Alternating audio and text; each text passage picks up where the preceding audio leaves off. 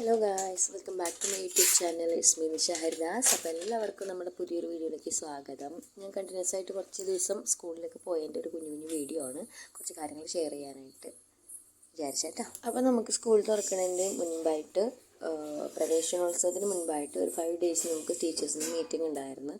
അപ്പോൾ ആ മീറ്റിങ്ങിൽ എന്താണെന്ന് വെച്ചാൽ ടീച്ചേഴ്സിൻ്റെ പല കാര്യങ്ങളും ഇനി മുന്നോട്ട് എങ്ങനെയാണ് ചെയ്യേണ്ടത്, ഡ്യൂട്ടിയും കാര്യങ്ങളൊക്കെയാണ് നമുക്ക് പറഞ്ഞതൊക്കെ, ടൈം ടേബിളും എല്ലാം ഉണ്ടായിരുന്നു കേട്ടോ. അപ്പോൾ സ്കൂളിൻ്റെ രീതികളും നമ്മൾ ടീച്ചേഴ്സ് ചെയ്യേണ്ട കാര്യങ്ങളും അങ്ങനെ കുറേ, നമ്മൾക്ക് ഏതൊക്കെ ലെസൺ എടുക്കണം, ഏതൊക്കെ സബ്ജക്റ്റ് എടുക്കണം, ആരൊക്കെ ഏതൊക്കെ സബ്ജക്റ്റ് എടുക്കണം, ഇങ്ങനെയുള്ള കാര്യങ്ങളൊക്കെ ആയിരുന്നു ഷെയർ ചെയ്തത്. അപ്പോൾ നമുക്ക് അവിടെ നിന്ന് കുറച്ച് ബുക്സും കാര്യങ്ങളൊക്കെ ആയിട്ട്, ബുക്സ് ടീച്ചേഴ്സിൻ്റെ ഒരു ബുക്സും, പിന്നെന്താണെന്ന് വെച്ചാൽ ഒരു നോട്ട് ബുക്കും കിട്ടിയിട്ടുണ്ട്, ഒരു റെഡ് ഇങ്കും ബ്ലാക്ക് ഇങ്കും ഇങ്ങനെയൊക്കെ തന്നിട്ടാണ്. അപ്പോൾ ഒരു ജീവിതത്തിലുണ്ടായ ഒരു പുതിയൊരു അനുഭവം, നല്ലൊരു അനുഭവമായിരുന്നത്. അപ്പോൾ ആ 5 days ശേഷം ഞാൻ എൻ്റെ ഒരു ദിവസം പോയപ്പോൾ ഞാൻ എൻ്റെ മോനെയും കൂടി കൊണ്ടുപോയതിൻ്റെ കാരണം എന്താണെന്ന് വെച്ചാൽ അവൻ അഡ്മിഷൻ അവിടെ തന്നെ ചെയ്യാമെന്ന് വിചാരിച്ചിട്ടാണ്. കാരണം അതിനെ കണ്ണനെ ഒരുമിച്ച് ഒരു സ്കൂളിൽ വിട്ട് കഴിഞ്ഞാൽ പ്രശ്നമൊന്നുമില്ല, കാരണം അത്ര നേരം അവൻ പേഷ്യൻസോടെ നിൽക്കുമെന്ന് എനിക്ക് തോന്നുന്നില്ല. കാരണം ഞാൻ പോയി കഴിഞ്ഞിട്ട് ഒരു 3/4 മണിക്കൂർ കഴിഞ്ഞിട്ടാണ് അവരുടെ ആദ്യമുള്ള ബസ് വരുന്നത്. അപ്പോൾ കുറച്ച് വീട്ടിലുള്ള ആൾക്കാർക്ക് കുറച്ച് റിസ്ക് ആയിരിക്കും അവനെ റെഡിയാക്കാനും വിടാനൊക്കെ ആയിട്ട്. അപ്പോൾ ഞാൻ തന്നെ പോകുമ്പോൾ കൊണ്ടുപോയി കഴിഞ്ഞാൽ അവനത് ബാക്കിയുള്ളവർക്ക് അതൊരു പ്രശ്നമായിട്ട് വരില്ലല്ലോ. അപ്പോൾ അങ്ങനെ കേട്ടോ. അപ്പോൾ ഞാൻ എൻ്റെ സ്കൂളിൽ കൊണ്ടുപോയി, ഭയങ്കര കുറുമ്പനായിരുന്നു കേട്ടോ. അപ്പോൾ ചെന്ന് കഴിഞ്ഞിട്ട് ഏത് സ്കൂളാണ്, എനിക്ക് കളിപ്പാട്ടം ഉണ്ടാവുമോ, ഇങ്ങനെയൊക്കെയായിരുന്നു എൻ്റെ ചോദ്യം. അപ്പോൾ എനിക്കറിയില്ല ടോയ്സ് ഉണ്ടെന്ന്. പിന്നെ ഞാൻ കുറേ നേരം നമ്മളുടെ ലഞ്ചും കാര്യങ്ങളൊക്കെ കഴിഞ്ഞതിന് ശേഷം അഡ്മിഷൻ എടുത്തു.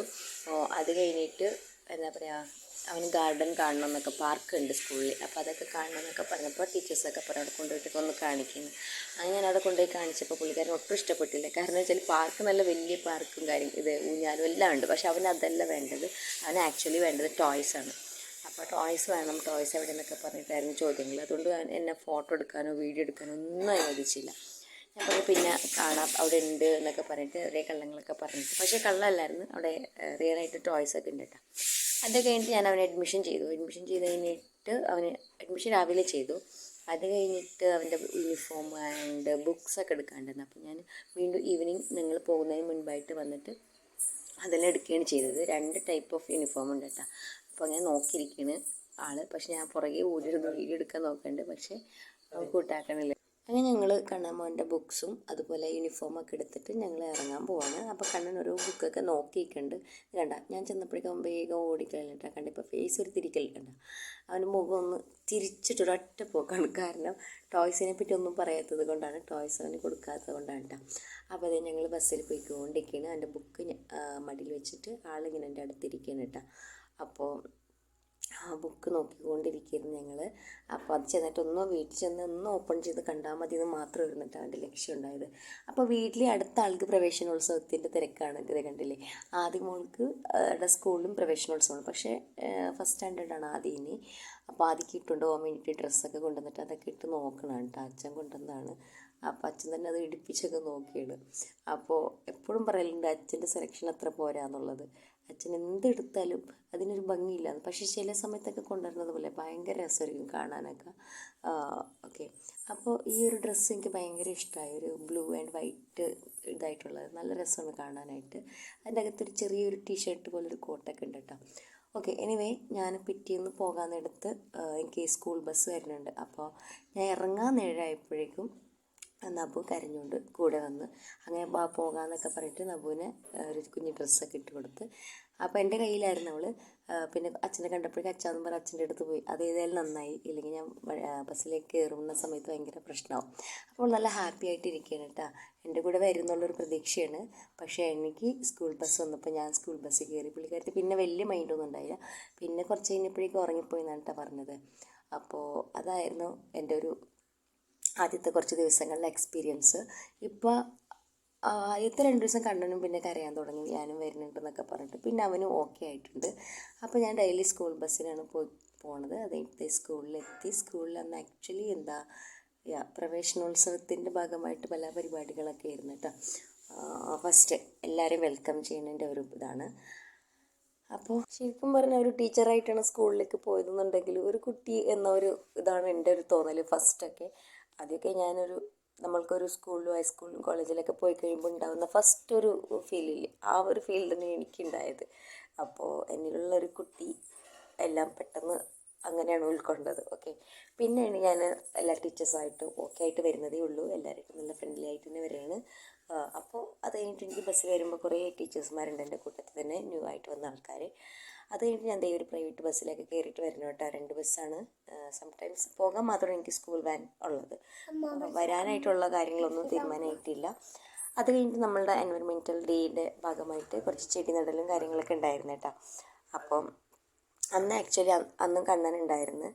അപ്പോൾ ചെടി നടലും പിന്നെ എന്താണെന്ന് വെച്ചാൽ കുറച്ച് പ്രോഗ്രാമും കാര്യങ്ങളും, അതായത് കോമ്പറ്റീഷനൊക്കെ ഉണ്ടായിരുന്നു.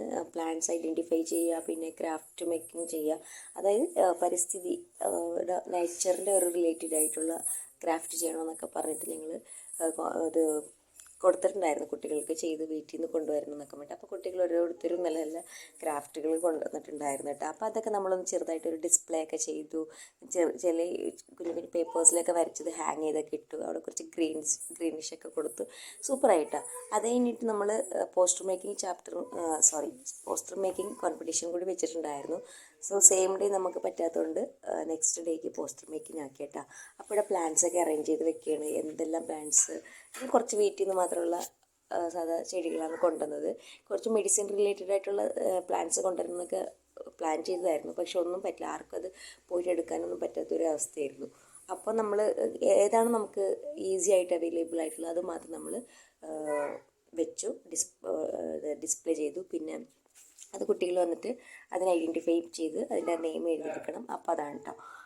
ഓക്കെ, അപ്പോൾ അങ്ങനെയുള്ള പരിപാടികളൊക്കെ വെച്ചിട്ട് നമ്മൾ ഒരു കുഞ്ഞ് സെലിബ്രേഷൻ അവിടെ ചെയ്തു.